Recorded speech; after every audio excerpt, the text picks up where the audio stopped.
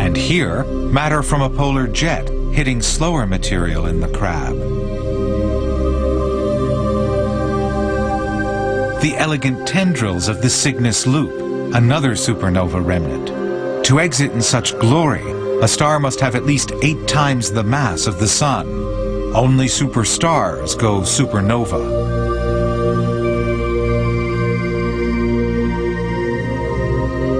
With 100 times the mass of the Sun and venting great clouds of material, a pre-supernova symptom, this star, Eta Carina, may be the next to blow.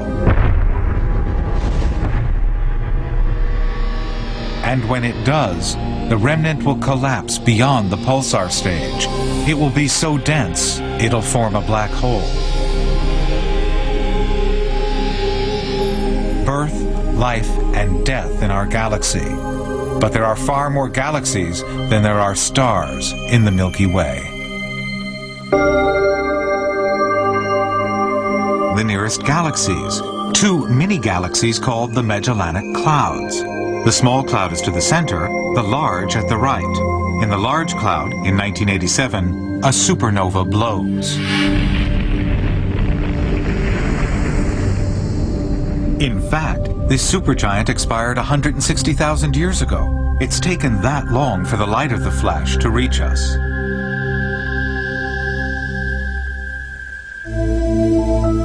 Andromeda is our closest major galaxy at over 2 million light-years.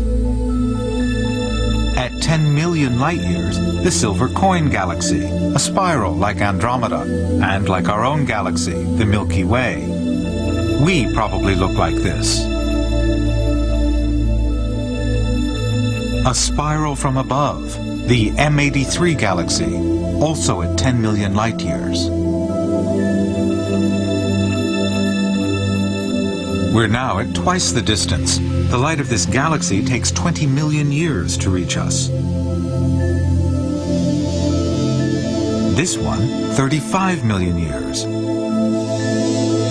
And from the beautiful Sombrero Galaxy, 40 million years. Vast distances, but all these spirals are relatively close to us. This galaxy, Virgo A, is different. It's shaped like a basketball, an elliptical galaxy, one of a cluster up to 60 million light-years distant. The Virgo cluster is part of a supercluster of about 1,000 galaxies.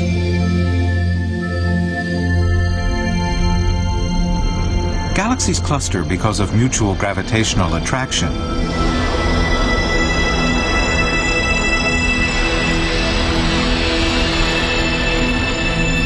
But how do we know this? How do we measure the cosmos, or even the distance to our galactic center?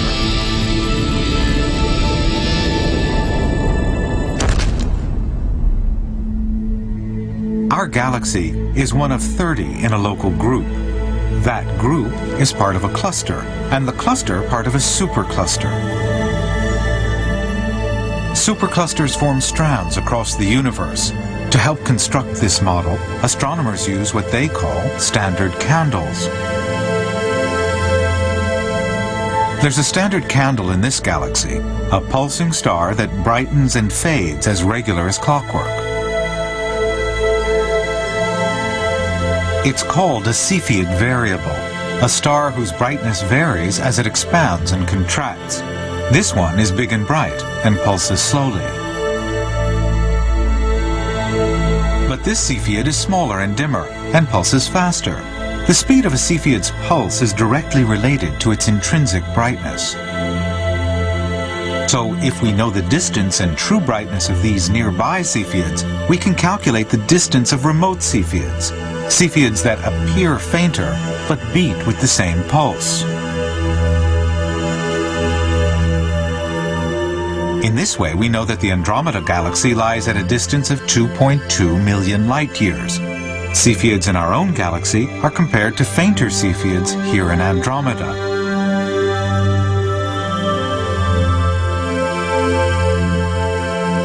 But ground-based telescopes detect Cepheids only out to 15 million light-years. It takes the Hubble Space Telescope to see them in this galaxy at 55 million light-years. this galaxy at 80 million light years.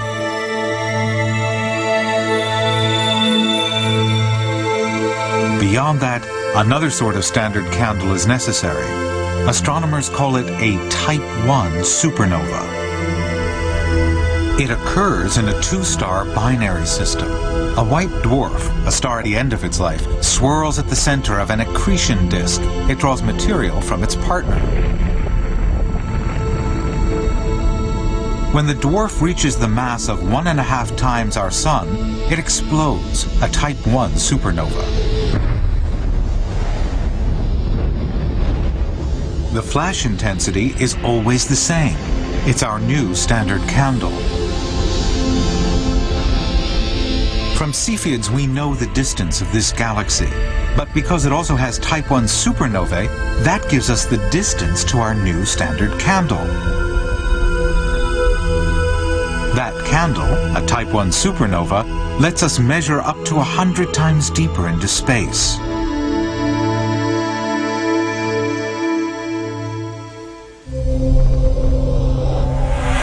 But our journey has barely begun.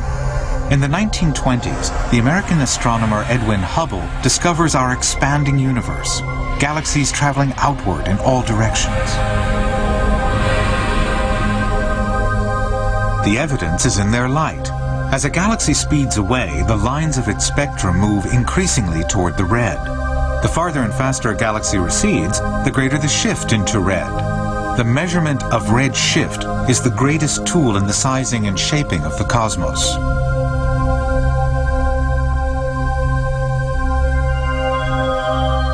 It suggests that the distance to the farthest reaches of the universe is 15 billion light years.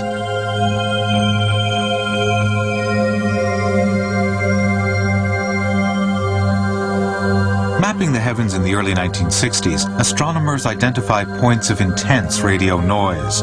Through optical telescopes, the sources appear as ordinary stars, but they can't be, for redshift puts them at billions of light years distant. They're not radio galaxies. This one, Centaurus A, is noisy, but less energetic. Nor are they Seyfert galaxies, radio sources that have brilliant cores. Seyferts are 100 times less energetic than radio galaxies and at least 10,000 times less energetic than the new sources. But all three are fueled by supermassive black holes, voracious concentrations of gravity. The black holes in the new sources are gigantic, devouring the equivalent of up to 600 Earths a minute. For those radio astronomers have discovered quasars.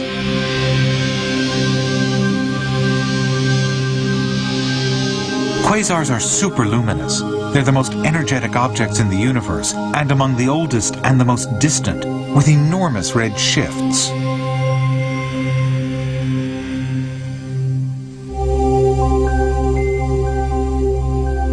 Our sizing and shaping of the cosmos yields yet another great discovery: colliding galaxies.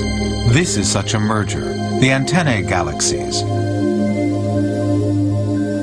Simulated on computer, the two spirals don't really collide, but swing through each other like cosmic pendulums.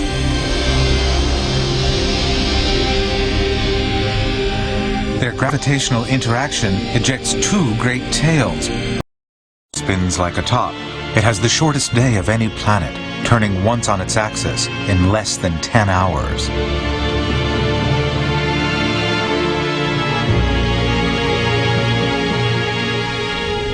Glimmering through Jupiter's ring of dust, the Sun is but a beacon 485 million miles distant.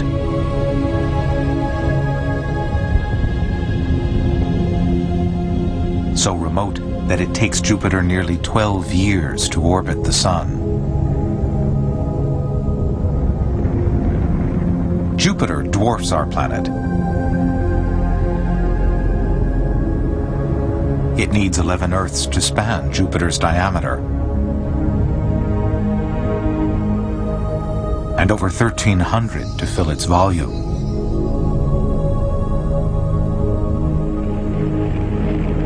Where comets are concerned, Jupiter is like a vacuum cleaner.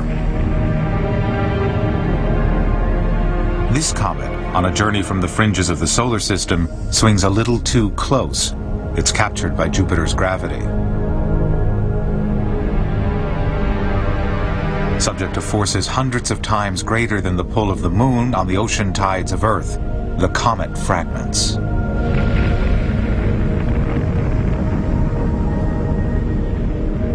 It's July 1994, and more than 20 pieces of comet Shoemaker-Levy 9 plunge towards Jupiter.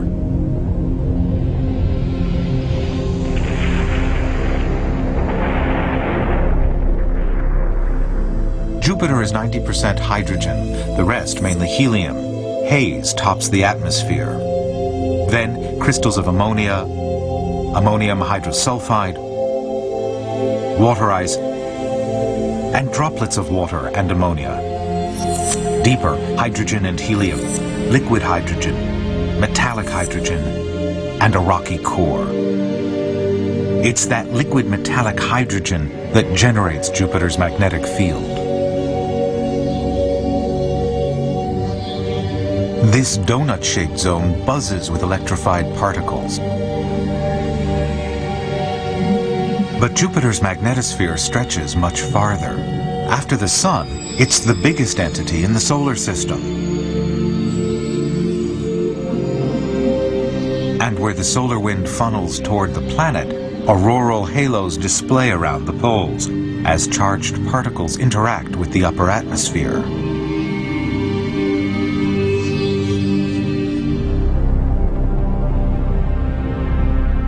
The 16 moons of Jupiter.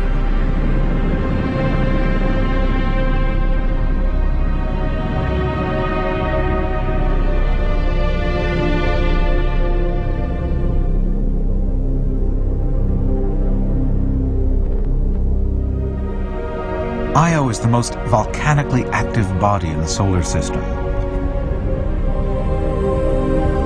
It heaves with eruptions. Lava relays the surface over and over again. Plumes feed the sulfurous atmosphere. Ganymede. At minus 240 degrees, the icy crust is more than 50 miles thick. Ganymede is the largest moon in the solar system, bigger even than the planet Mercury. Beneath the crust, a mantle of slush, then a layer of rock and ice surrounding a silicate core. Almost Ganymede's double is this moon, Callisto, except for the craters. They record eons of bombardment, the greatest impact site, a vast ringed basin. If there's extraterrestrial life in the solar system, it could be here, on Europa. Smooth and cracked like an eggshell, there's a theory that the whole moon is an ice-covered ocean, a possible medium for life.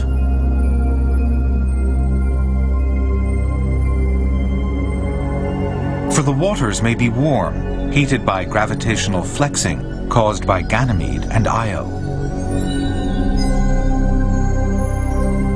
But this ice may be many miles thick. To penetrate the ocean and search for organisms must await a landing.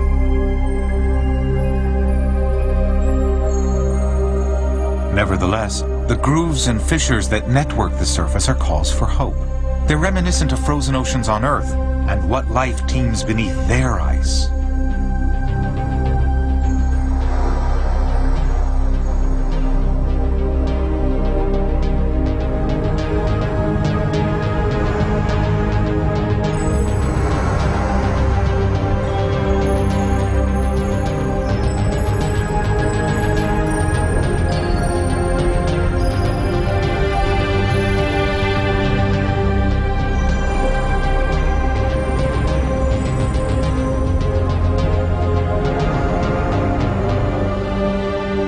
The Big Four of Jupiter's 16 moons, a mini solar system.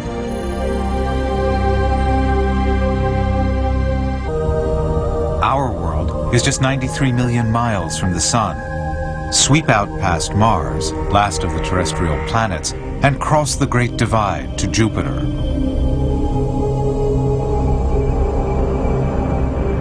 Saturn is beyond. This beautiful planet is nearly 10 times farther from the Sun than is Earth. Its solar orbit takes almost 30 years. Its daily rotation, 10¼ hours. After Jupiter, Saturn is the largest planet, so buoyant that in an ocean big enough,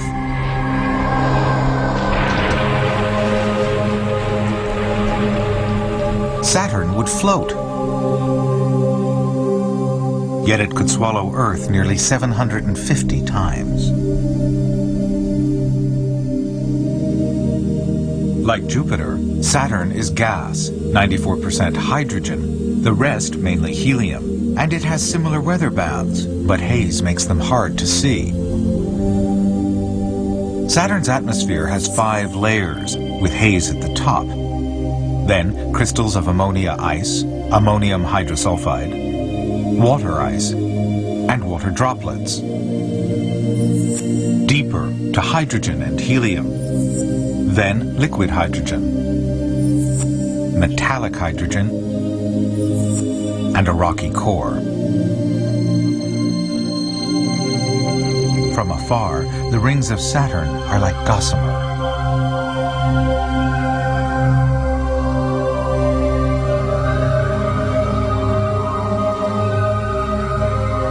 Close up, they're billions of moonlets, from specks of dust to icy rocks the size of trucks.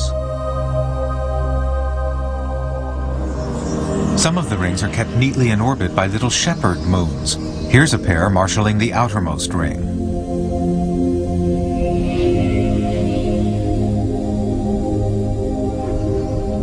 This moon, called Pan, orbits within the Encke division.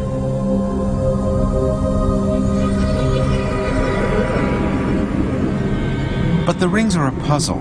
They may be the debris of pulverized space rocks, too close to the planet to clump together as moons.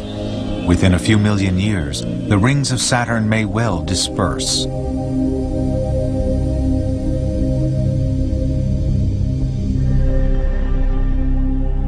Saturn's biggest moon, larger than the planet Mercury, is discovered by telescope in 1655 by the Dutch astronomer Huygens.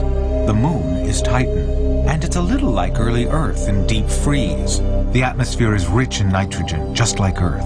Temperature is minus 310 degrees Fahrenheit. Is Titan a laboratory for life?